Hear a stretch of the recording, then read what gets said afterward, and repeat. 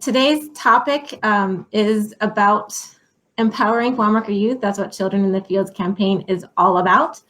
And for this topic, we were really excited to invite Eddie Garza. He is the son of migrant farm workers.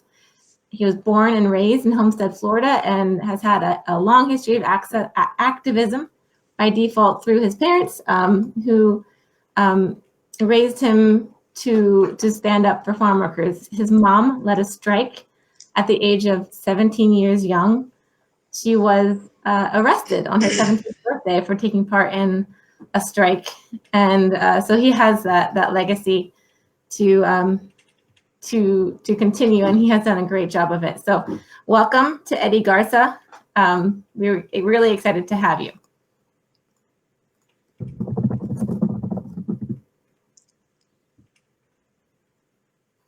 So Eddie, I'm going to send the questions to awesome. Eddie. I'll put them online or on the for them in the type. Great. So the first question is how.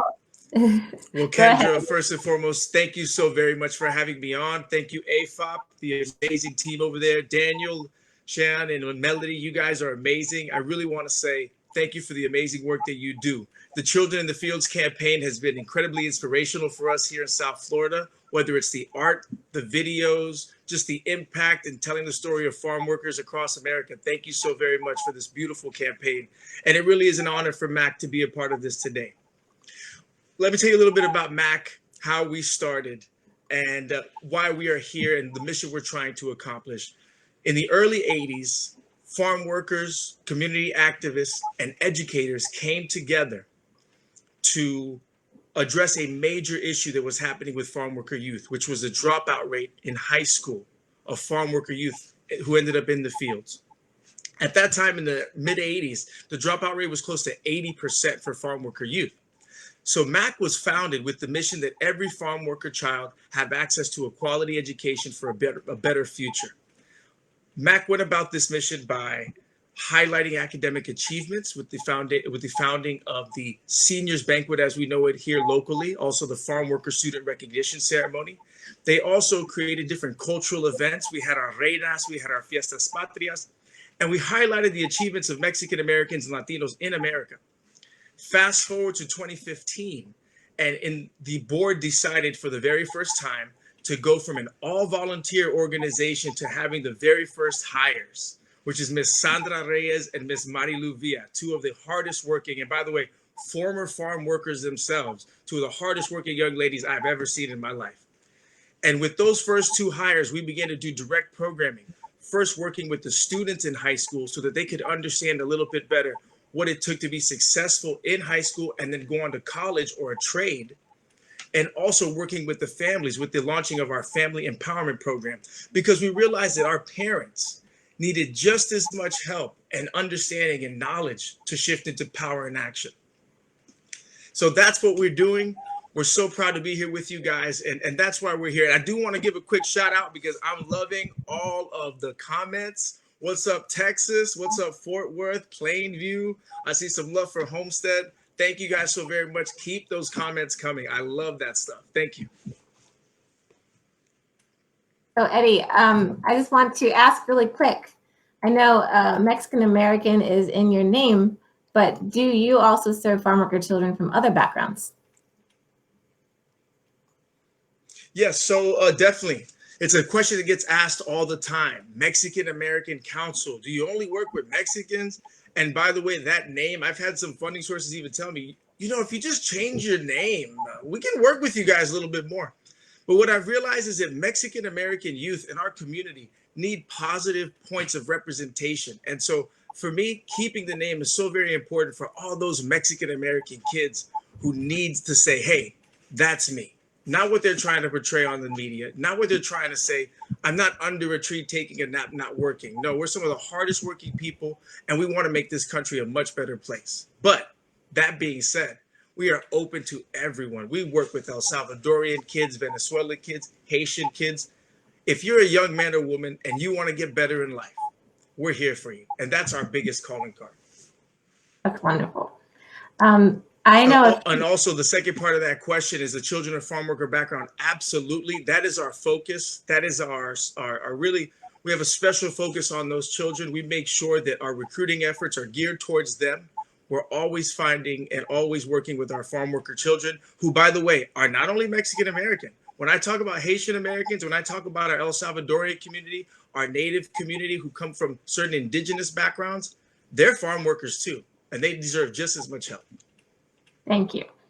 The Mexican American Council also provides, I mean, the main driving purpose for the Mexican American Council, as I understand it, is to provide educational support for children who want to graduate high school and go to college.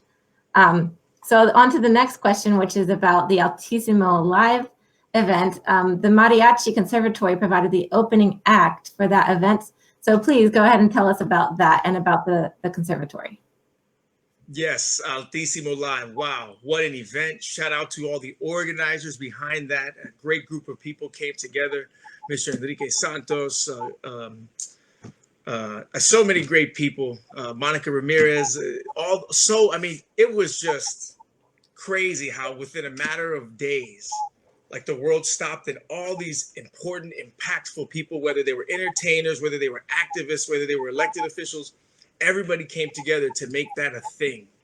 And for us, it was incredibly important that our farm worker children, through our Homestead Miami Mariachi Conservatory, be exhibited, the talent of our community. It shows what happens when you give a young farm worker child a chance. When you give him the resources and the knowledge and the opportunity, look at how far they can fly. And that's exactly what we did. If anybody got to see that, our kids rocked the house. It was a beautiful way to set the tone. And I also want to add, the logistics that went into that were crazy. Those who saw it, we went live from an okra field in the Redlands, which is our farm community here, our ag community here in Miami-Dade County. And we had 5 different farms and farmers who agreed. That's the cool part, by the way. Our farmers really do work together with us here. And when we kind of called and said, hey, we got this opportunity, can we use your farm? We're going to be all over the place. There's going to be trucks coming in and out. Work is basically going to stop for this day. Can we please have it? And so many said yes. So we had to go to different farms, testing. I mean, I'm with a phone in this one place, quality sound here. Can we connect here? Is there any way to do a Wi-Fi? And I do want to do a shout out to Manny, who's one of the co-organizers of Altissimo Live, because the Sunday before production, the Sunday before we produced that event, he came down and was in a field with me, really was zipping in and out of different fields with me from 9 o'clock to midnight. On Sunday, his personal time, he had his 3 daughters in the back of his car with him. And I just want to say, God bless you, Manny, because that was a really cool moment, because I realized how much Altissimo was real. Because, yeah, they can put the stars on and J Balvin and all these amazing people, like, so cool, right? And they give them all the time. But it hit me when I was kind of like, come on, Manny, like, it's, you know, what's going on here? I realized, time out, Eddie. He's here to make sure that your kids go on. That's big. So I do want to say thank you so much to Altissimo Live. That was a really beautiful moment in time. And shout out to the 2020 champion of farm workers, Enrique Santos, man. That's great. So for those of you who don't know, the Altissimo Live event was to raise money for farm workers. And it was a very successful event. It was streamed live to Facebook. Eddie, can you tell us about the driving purpose of the conservatory? Hang on. So, okay, Homestead Miami Mariachi Conservatory. First and foremost, who doesn't love mariachi music, right? Come on, they're the best. Also, we have a very valuable resource here in South Florida, and that's Los Mora Arriaga, La Familia Mora Arriaga, an innovative, groundbreaking, trailblazing mariachi family that has a storied history. They've traveled the globe doing different performances all over the world. And now for the last 5 years, they've dedicated their time to the kids here, the farm worker kids here in South Dade. I don't know how to play an instrument. I love music. I try to dance, but the Mora Arriagas make it happen. So I got to say, first and foremost, Los Mora Arriaga, I love you guys. Thank you for your partnership with Mac, and I can't wait to see where we take this thing, right? But a big picture perspective on Mac and our mission, which, by the way, our mission has just been updated. We now are that every farm worker child have access to a quality education, the arts, and technology for a brighter future, because we definitely see the digital economy that's coming. And one of the things that we want to focus on is preparing our Latino youth, farm worker youth for the jobs of the future, not the jobs of today.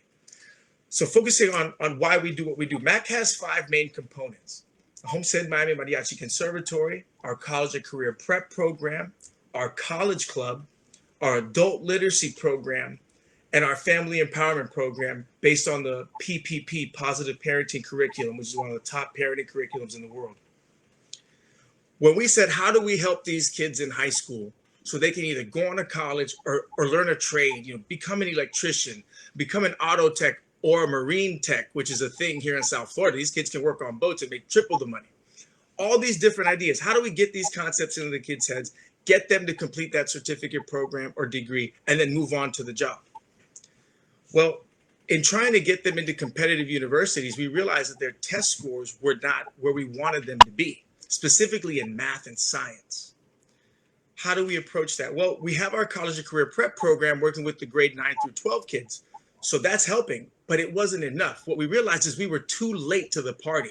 We needed to affect the children earlier. There comes the Homestead Miami Mariachi Conservatory. A lot of data, a lot of research has shown that when you put music into the mind of a child, the developing mind of a child, it pays off in math and science later on. And that's exactly why we have the Homestead Miami Mariachi. And the coolest part is big picture. The parents that need help understanding the school system, understanding technology, because this was not a thing and there's a big culture clash, they take our family empowerment program, our positive parenting program. Their son or daughter, the older one, is in our college prep. Hopefully the younger one is in mariachi, and then they're going to be even smarter than the one that's a little bit older than them. Those parents that need help learning English on a path to citizenship, we have our adult literacy program, and we make that available at nights, Monday through Thursday. So it's there for parents. And then finally, our college club. Our kids in college, they need as many resources as possible. They need as many opportunities to come together, have shared experiences, really create friendships and bonding experiences amongst themselves so that they know they're not alone in this journey. And that's why we have the college club. It also has a robust internship part too, because as my brother always would tell the kids, your network is your net worth, and you got to make sure you know people and that they're ready to help you. So that's kind of the big picture plan on MAC and why we do what we do. We try to create synergy within our programs. And the perfect thing is if a parent's in mariachi or in the parenting program are learning English, the little kids in mariachi, and we got the other kid in one of the college programs. That's awesome. By the way, what's up, Fargo, North Dakota, and what's up, North Carolina? And Sue Thomas just said, hi, Eddie. So yes, we're so excited to have you all with us. I had the honor and the privilege of hearing the Mariachi Conservatory at the Foundation for Farm Workers opening event at the Mexican Cultural Institute. And that was really amazing. I was really impressed, blown away actually by their music. So if you ever have a chance to hear the Mariachi Conservatory, please take advantage of it. Our next question is, how are you empowering farm worker youth? Definitely. Well, right now we're trying to take knowledge and convert that into action. So first we started with the census. In our census, our 2020 census initiatives, it was completely student driven. The students were first tasked with creating posters. They were given why the census is important. Then based on what they were told, they created posters based on what they thought was the most important part of that presentation. We had a little poster contest, and those were spread all over the school sites that we work at. Thank you to MDCPS for giving the green light on that. In addition to that, they were tasked with going home and ensuring that their immediate family and all their uncles and aunts also filled out the census. So we're all about giving students knowledge, but then turning that into action. Another example of that is our civic engagement component. Right now, we're working with Unidos US to make sure that we're registering as many young people and also their families as possible, because a lot of times in Latino families, mom and dad are working. You know, you're in the wheel, you got to just keep it moving and make sure that everybody's okay. And a lot of times decisions are made with the consultation of the young son or daughter who might have a little bit better pulse on America, if you will. So we ask that those students take that initiative, talk to their mom and dad and say, hey, this is why it's so important you fill the census out. It helps me in the future. I do want to give a shout out on the census work to the Florida Farmworker Census Collaborative, Centro Campesino, Mujer, We Count, CHI, and all the other great organizations that are a part of that. RCMA, it's great to work with you guys, and we made a big impact. One last thing I do want to mention is highlighting our achievements. We like to say here that things are only as important as you make them. And we make sure that when our young people do something special academically, we make it a really big deal. We just celebrated our 36th annual Farmworker Student Recognition Ceremony, which was one of the catalyst events that really got this whole ball rolling on MAC. 18 graduates of farmworker background got scholarships to go to college. 18. And we know that through the College Club and the other support systems that we've created with our referral network, those kids are going to graduate. So we're very proud of them, and we're so happy to partner with great organizations like the Children's Trust, Career Source South Florida, Ocean Reef Foundation, and Miami-Dade County Public Schools. You all do excellent work, which is why we invited you here today to talk about it. A lot of the children who write into our contests, who send us artwork, the overwhelming theme has been, I got to get to college. I got to, take advantage of these opportunities so that I don't end up in the same job as my parents, because it's hard. It's really, really hard. So I recognize the work that you do as absolutely essential to empowering the farmworker families. So the next question, so for COVID-19, I know it's really a crisis right now. Yes, for a lot of communities. And so how have your staff and participants in your communities been affected by the virus, and what coalitions are you participating in to address it? Yes, it's I hate to say the situation is getting very, very serious right now in South Dade. We've had some packing houses that have had over a 90% infection rate. Those are parents who came home to kids. And we know personally of the families that we're working with that many of them have been affected, have tested positive, and we have had to make referrals for a lot of kids to get tested. And that just kills me, because it could have been better. But we're moving forward right now, working with COFO and Miami-Dade County. MAC is part of the COVID surge agriculture team. We've been meeting directly with the business owners, the packing house owners, the farmers, making sure that however many people they have on staff, if they need masks, we're here to provide them, because we don't want the burden of the cost on a business to be the reason why they're not doing it. Sadly, our community needs more help than ever. And so this is why we need to keep calling our Congress people. We need to keep talking to our local officials, our state officials. There's been some amazing efforts through Student Action with Farm Workers and some other great organizations to make sure that we're ringing the bell on how important it is to protect our essential farm workers right now. If we wait any longer, it'll be too late. And now we're talking about a national crisis. I hate to take this tone today, but food supply. This is real stuff. Farm workers serve an incredible role in America's economy and in the way we live our lives. So the time is now to step up. We hope to keep pushing our masks out. I do want to say really quickly, on a more positive note, people have stepped up big time. Businesses have stepped up big time. Right now, our friends at Raised by Latino, an awesome streetwear company that you need to check out. They have their Amor Puro campaign. And along with UFW, they're supporting MAC and UFW. Every time someone buys a mask, they're sending a mask to our organizations. And we're making sure that those get to our farm workers and our farm worker youth. You guys can check out a lot of our Facebook pictures of our summer program, and you'll see the kids rocking these. I'm looking up the website. One more. What's up, East Coast Migrant Head Start Program? Love you guys. And what's up, Rio Grande Valley, RGV? We're so happy to have you. I am excited to hear about those masks. I'm going to look up the website and share it as soon as I find it. But I want to also talk about the farm workers, how they are dealing with the threat, how are they trying to minimize their exposure and advocate for better treatment. Well, first and foremost, we're calling for more testing. We need to know who is sick. If we don't know who's sick, we're flying blind. So the immediate need is for more testing.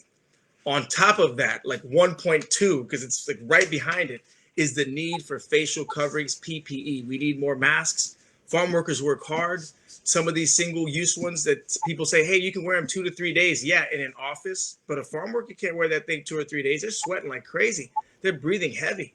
We need way more masks. We're talking about 1 mask per day per person. So the volume of masks needed to keep our farm workers safe, we have yet to get there. But again, we're doing some great work. We have some awesome partners, and the Miami-Dade College PA program just stepped up tomorrow early in the morning. I'm not going to name the farm, but we're going to be visiting a farm, giving out a few hundred masks there.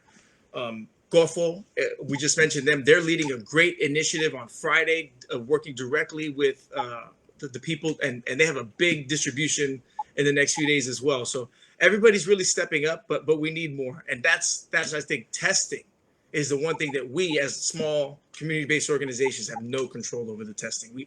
That's where the federal government and the local officials need to step up. Absolutely. And a lot of the times— I missed Nebraska. I don't want to miss anybody. What's up, Migrant Education Program in Wakefield, Nebraska? Talk to me. And Janie Flores. What's up, Janie Flores? Check out her radio show, 880 The Biz, the best. You rock, Eddie.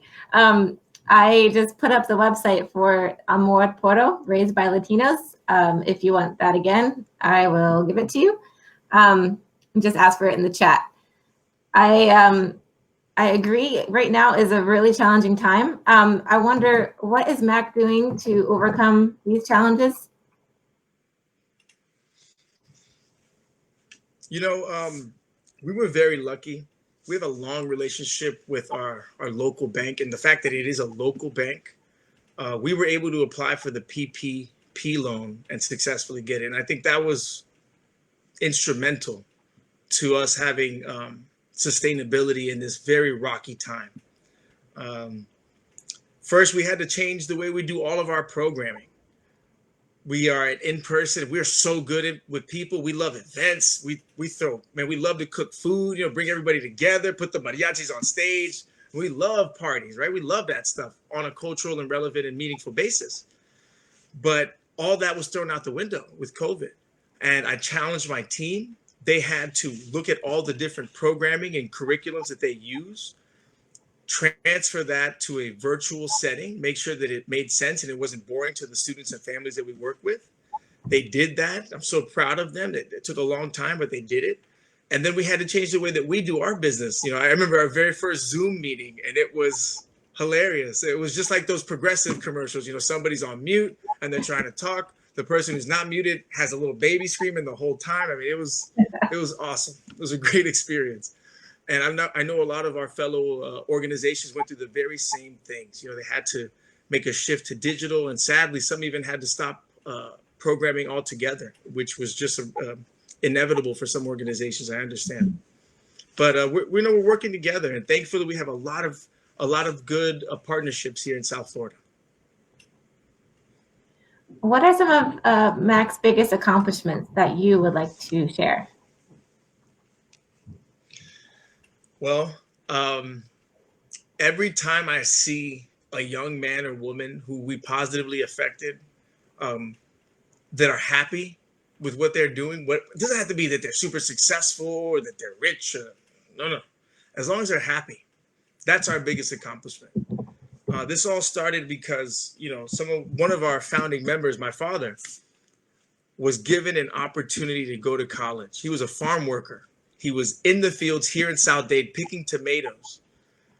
A guy by the name of Bill Stokes, Dr. Stokes, which was a storied history at Miami-Dade College, one of their top educators, an amazing man, rest in peace.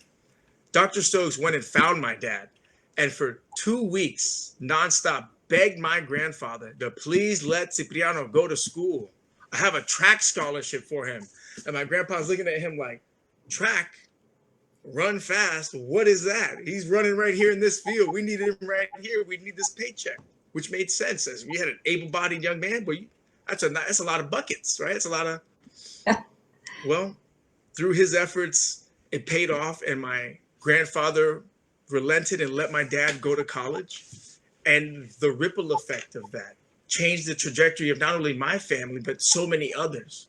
So if we can do that for a kid, that's another accomplishment. Every time we're able to positively affect a life, because what we've realized is one young man or woman who does something positive, the whole family rises, the entire family rises. It's so inspiring and energizing to see. Absolutely. How can the public help the Mexican American Council in their goals? Thank you so much for asking. Please visit our website. You can learn a little bit more about our programs and how you can help. There's a few links there to how you can help. And give us some love on social media. Follow us on Facebook, follow us on Instagram. We're very active on our platform. So you'll definitely kind of get to see a little bit more of our story and why we do what we do. Get to know some of the amazing youth and parents that we work with. So definitely check us out. And it's actually MEXAM Council. So just MEXAMcouncil.org. And on Facebook, everything's MEXAM Council. And please connect with us. Shoot us a DM. We love learning about our friends and partners across the country. We need to stay united. We need to stay together now more than ever. And Kendra, thank you. Thank Children in the Fields campaign for doing this, because the time is now for all of us to get to know each other more. The time is now for us to get to support each other more. And if all you can do is do a like on or an Instagram liker, then do that. You don't have to donate. You don't have to do something crazy. Just show some love. It means so much. Absolutely. I have really enjoyed getting to know you, Eddie, a little bit more. I've always known about the Mexican American Council, but I didn't know enough. Now I know more, and I'm excited to collaborate with you all further, because we are all about the kids. I know you are all about the kids. Our interests perfectly align. And so we're really happy to talk to you today and to share more with everyone else about you too. Our last question is, what motivates kids? We have a session in our college and career prep where it's know your why. You have to know what motivates you. If you don't have a why, you're flying blind. You're a ship without a sail. You're hiking without a compass. So we talk to the students about that, and then they have to introspect and find their own why. And 99.9% of the time, when we ask what motivates some of these young people, they say it's my mom and dad. They talk about how they see their parent wake up at 4 a.m., work so hard in the fields or the packing houses, and come home just to make food and be the best parent they can be, without understanding the culture, without understanding a lot of times the systems, but they do their very best. And our program tries to make the students more cognizant of the sacrifices their parents are making. A lot of times these young people don't realize, we go over budgeting. And in the budget, we go, hey, this is what the average person doing farm work in Miami-Dade County makes. This is the cost of living in Miami-Dade. Here's how your parents budget. And they go, wait, these things don't meet. It's always in the red. And we say, yeah, but your mom and dad find a way, because they're working their butts off and you don't even realize the sacrifices they're making. And then it just hits them even harder. And so, especially for our upperclassmen, where that exercise is really, it makes the most effect. 99.9% of the time, they say, I'm doing this for my mom and dad to change their lives. And they say, I can't wait to buy them a house. I can't wait to buy my mom a car. She deserves a nice car. She drives this little truck. I can't wait to buy her a brand new car. Yeah, I hear that a lot too, and all the essays that we get from the contest, which is a good segue. I want to remind everyone that the contest is happening right now. So please go to our website. It's afop.org/CIF. Our 2020 guidelines and application are there. Please go there. There are 12 opportunities to win. There's 4 categories and 3 prizes in each category. So it's doesn't make sense not to just try, because you never know how competitive your category might be. Again, it's for children between the ages of 10 and 18 years old. Market and seasonal farm worker kids. You don't have to be in the fields yourself, just have to be a kid of the farm worker. And so please spread the word. The deadline is July 15th. I think those are all of our prepared questions. Everyone who is on right now, we really appreciate you attending our live Thursdays every week. We'll have another one next week with the Oregon Human Development Corporation. They're going to tell us a little bit about what's happening in Oregon and Nevada. And Martine Campos Davis will be on with our Workforce Development Director, Kathleen Nelson. So please stay tuned for that next week. I know this is a holiday weekend, so we wish you all a happy 4th, even though I know many of your families, farm workers, don't get the day off. We recognize your efforts and we really appreciate you. So Eddie, again, any final thoughts to share? And again, he can't hear us. He can't hear me. So I'm having to type it all in. Well, first, again, thank you so much to AFOP. You guys do an amazing job keeping our families safe. The information that you share, the webinars that you have, the just everything. Thank you so very much, because it's vital to keeping our families safe and understanding the different dangers that exist out there, whether it be the sun or pesticides. Secondly, Children of the Families campaign, man, so beautiful. Keep it up. I'm loving the art. I know that for National Farm Worker Awareness Week, the art blew me away. Really touching stuff. So thank you on that. Final thoughts, everybody just keep working together. You know, that's the only way we're going to get through this. It's a tough situation, but we got to stay hopeful. A lot of times the media wants us to just be really like tough and down. And, you know, we're trying to just share more love than anything else, you know, kill them with kindness. So I ask all of you, continue to do that as well. Reach out to us. We would love to get to know who you guys are. We want to be on your radar. We want you to be on our radar as well, because we're in this together. And if there's any way that we can help you guys, please let us know. We're more than willing to share some of the ideas and strategies that we're implementing in the community. And we're here to help. I do want to say a few more shout outs. I see the Farm Worker Career Development Program, SFSC, what is up? And I think we have one more from Texas. So again, guys, thank you so very much for tuning in. It's been awesome. And Kendra is amazing. You know, we had a few technical difficulties, but she made it happen. So Kendra, thank you for the work that you're doing. You're a beast. Thank you. Thank you, Eddie. Thank you so much. See you next week. Bye-bye. Bye.